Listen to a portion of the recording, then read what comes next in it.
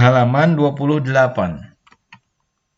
Wa idza massahul khairu manu'an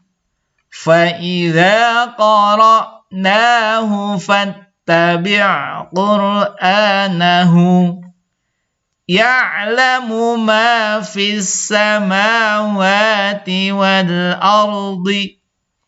إذ ناداه ربه بالوادي المقدس طوى فما لهم عن التذكرة معرضون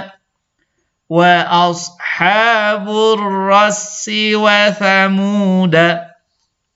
إلا الذين آمنوا وعملوا الصالحات